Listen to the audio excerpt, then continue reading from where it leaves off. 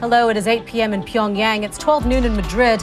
I'm Monita Rajpal. This is World One, live from London. Report from Beijing says North Korea is moving to form a power-sharing government following the death of Kim Jong-il, rather than an immediate transition of command to one individual. Reuters news agency quotes an unnamed source as saying the country will be ruled jointly by Kim's son, Kim Jong-un, one of Kim Jong-un's uncles, and the military. The source, who Reuters says has close ties to Pyongyang and Beijing, says the military has pledged its allegiance to Kim Jong-un as his father's heir. The report also says China has pressed North Korea to renounce nuclear weapons, and Pyongyang is willing to do so if there is a peace treaty with the South, which is signed by the U.S. and China. Without a new accord, North and South Korea are still technically at war and have been since 1953. Let's get more now on this developing story. Let's go to CNN's Paula Hancock, who joins us now live from Seoul. What more do we know about these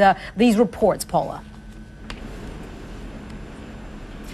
Well, Monita, listening to these reports, it wouldn't really be surprising, considering Kim Jong-un, remember, is very young and very inexperienced. He's either 27 or 28. Well, we know that North Korea is a reclusive, very secretive state. That said, how difficult has it been and continues to be to get any sort of information or confirmation out of there?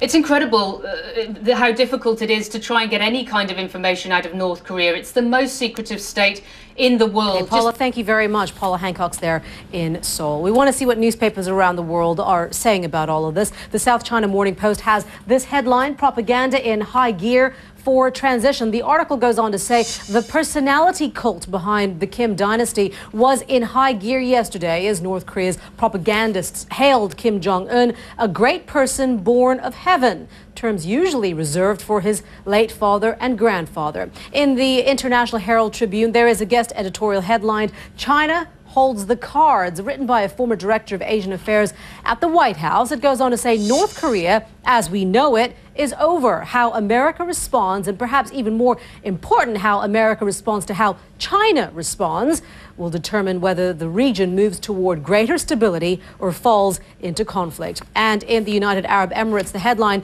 in The National is "Change is a dangerous state for belligerent North Korea." Now, that opinion piece says this is not a regime that fears military attack or sanctions, but nuclear weapons have given it the ultimate insurance policy against regime change, and it has used that position to force the hand of its adversary. Egypt's military rulers are forging ahead with parliamentary elections, the second stage of the second round that gets underway today. But as the election process trundles on, protesters seem to have retaken control of the political narrative. They get more now from CNN's Mohammed Jamjoon. He joins us now live from Cairo on that. And there has been there's been an interesting reaction there from the Supreme Military Council.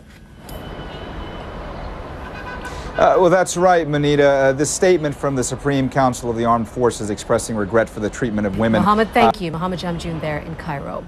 Syria could be sinking deeper into a bloodbath as reports from the country point to new levels of violence. Activist groups say nearly 80 were killed on Tuesday, shot down by security forces. World One, live from London.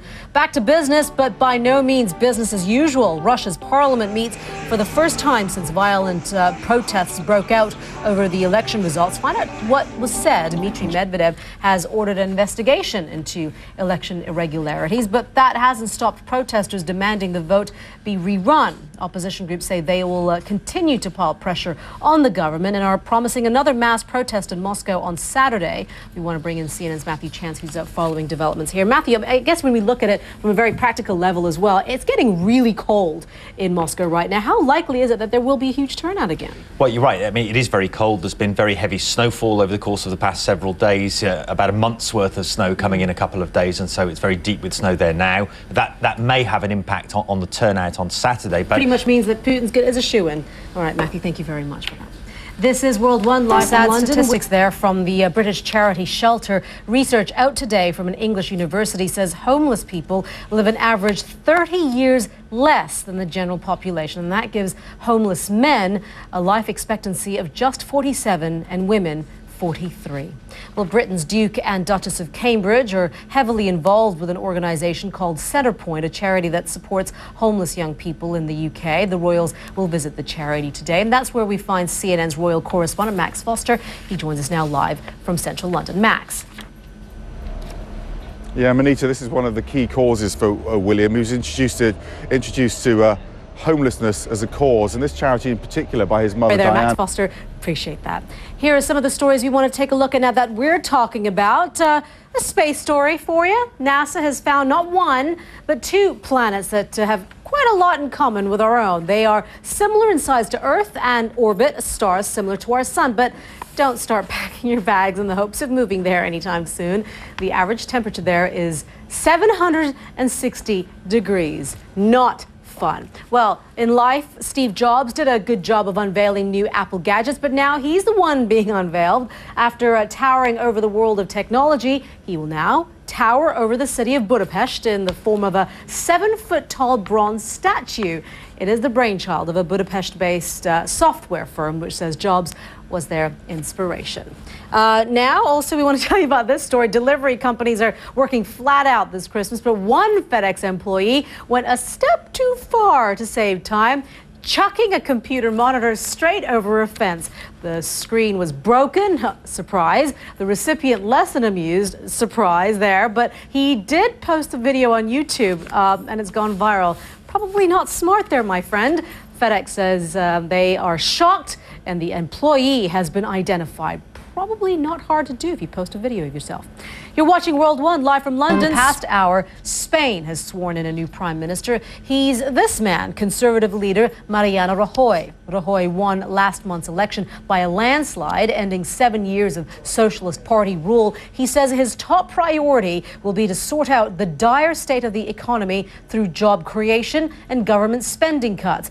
But it's going to be a long road ahead. 5 million people in Spain are jobless and youth unemployment is at a massive 45%. There are lots of other reforms on the table. We want to find out more with CNN's Al Goodman, who joins us now live from our bureau in Madrid. Al, thanks for being with us. So he says he's going to create jobs and institute these reforms with staggering unemployment rates. How exactly is he going to do this? Hi, Monita. Well, the new Prime Minister, Mariano Rajoy, hasn't said exactly how he's going to do all of this. And at this hour, he's back at the Prime Minister's compound for the first time as the leader. Al, thank you. Al Goodman there in Madrid. A former newspaper reporter who was sent to jail for illegally profiting from his position is giving evidence at Britain's inquiry into press ethics. James Hipwell, who was a financial journalist at the Daily Mirror, was given a 6-month sentence in 2006 for buying shares, recommending them in his newspaper column, and selling them. Controversial decision in English football condemning one of the Premier League's star players to a long spell on the sidelines. Don Riddell is here with that. Some would say an explosive result. It's a huge story. Thanks very much, Monita. The Luis Suarez racism case is creating heated debate between two of the Premier League's biggest rivals, and it's a very hot topic today. I think are going to gather a lot of momentum today. Yeah, a lot building. All right, Don, thank you very much. You're watching World One live from London. The death toll is still rising in the southern Philippines after Tropical Storm Washi. We'll have details on that just ahead. Stay with us.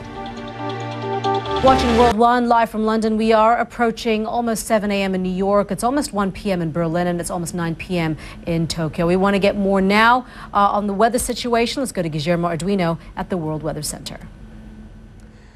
I'm going to start with the Philippines, and it's important to know that this cyclone, this tropical storm only, Guillermo Arduino there. Now to a story about a bird that found itself a long, long way from home. Now, when you're a Canadian puffin, you don't normally stray too far from the icy waters off the Atlantic coast, but somehow this little guy found itself in downtown Montreal. Catherine Cullen picks up the story from there. This bathtub is a long way from the Atlantic coast. The young puffin is hundreds of kilometers from its natural habitat. Oh, so cute. I love the little feet. You're watching World One live from London. I'm Monita Rajpal. Thank you for joining us. We'll update you with the news headlines at the top of the hour. Stay right here on CNN. A celebrity